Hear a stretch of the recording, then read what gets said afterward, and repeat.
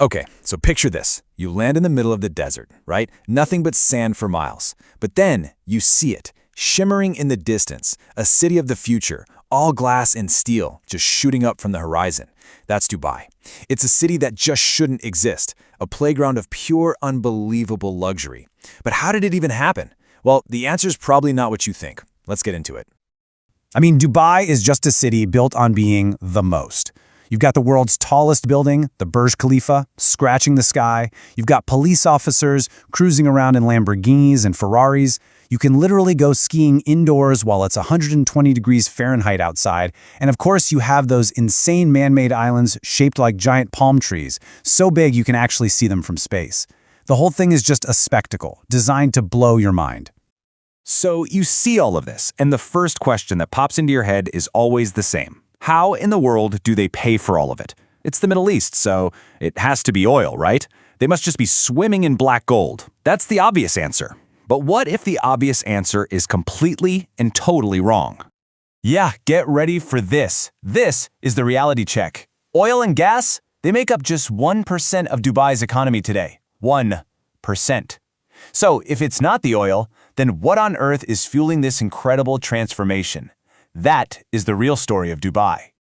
You see, this whole project, this whole city, it wasn't born from endless wealth. It was actually born from a deep, nagging fear that the party was going to be over, and soon. In a way, Dubai was a city built on a deadline.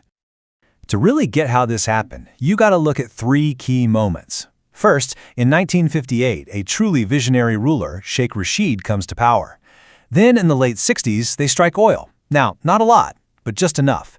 And finally, in 1971, the United Arab Emirates is formed, which brought stability to the whole region and put an end to all the local infighting. These three things together created the perfect launchpad. And this quote, right here from Sheikh Rashid, this is the key to everything. He knew that the oil was just a temporary gift. It was starter money, not a permanent fortune. He was absolutely terrified that if he didn't build something that would last, future generations would be right back where his grandfather started, just riding camels in the desert.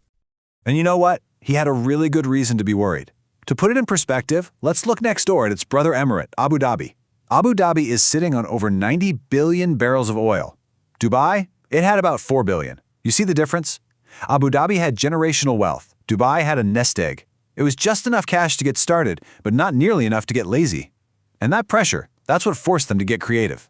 So with that ticking clock and not a whole lot of resources, they came up with this brilliant plan to turn sand into gold. They basically built a growth machine designed to pull in the two things they desperately needed: global money and global talent. And the strategy itself was actually pretty simple, with three core parts. First, they'd bend some conservative traditions to make Westerners feel more welcome. Second, they'd create this irresistible, tax-free paradise for businesses. And third, they would market the city so aggressively that the world just couldn't possibly ignore it.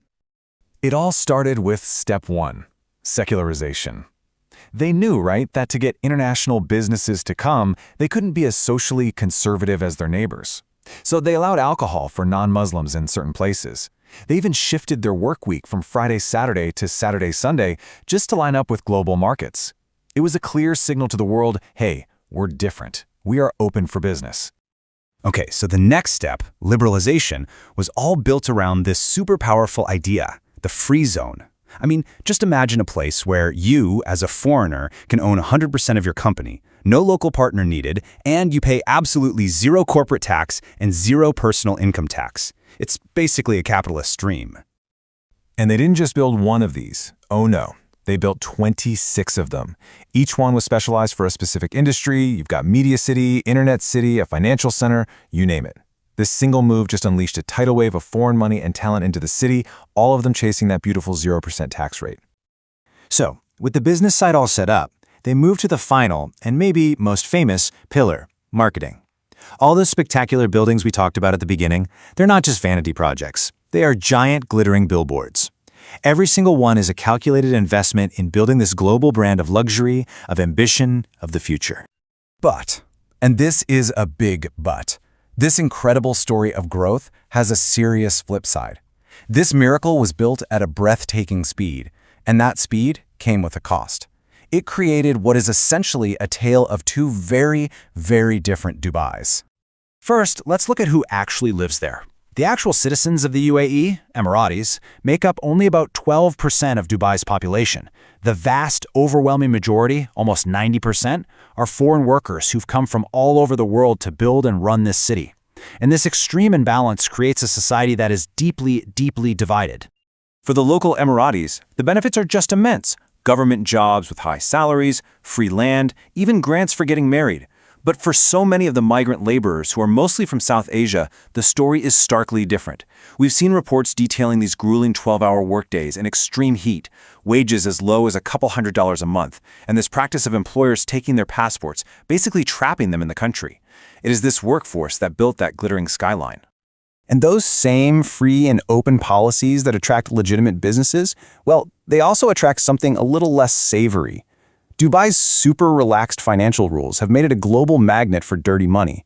For years, it's been known as a place where you can bring in a suitcase full of cash, buy some property, and very, very few questions, if any, are going to be asked. So how do we make sense of all of this? The strategy, the luxury, the inequality, the shady money? Well, the best way to understand Dubai is to stop thinking of it as a city and start thinking of it as a massive, state-run corporation. Think about it like this. The sheikh is the CEO making all the big strategic moves. The Emirati citizens, they're the well-paid employees. That massive migrant workforce, they're the low-cost contractors. And who are the customers? Well, that's the tourists, the foreign companies, and the investors. The government isn't just a government, it's the main developer and landlord, making its money from real estate, tourism, and fees, not from taxes. For decades, this Dubai Incorporated model was totally unique and wildly successful. But there's a problem looming on the horizon. The secret's out, and now everybody in the neighborhood is stealing their playbook. Just look around the region. You've got Saudi Arabia building The Line, this mind-boggling trillion-dollar city in the desert. You've got Qatar, which spent hundreds of billions on the World Cup. Even oil-rich Abu Dhabi is building its own massive cultural hubs. They are all copying Dubai's strategy. But here's the catch. They're doing it with way, way deeper pockets, all funded by the massive oil reserves that Dubai never had. And this brings us right back to where we started. Sheikh Rashid's biggest fear was that his descendants would one day be forced back onto camels because the oil money would be gone. He built an entire city just to escape that fate. But now, the very model he created is being copied by rivals with practically unlimited funds. The competition is more intense than it has ever been. So the question that's going to define Dubai's next 50 years is this simple one.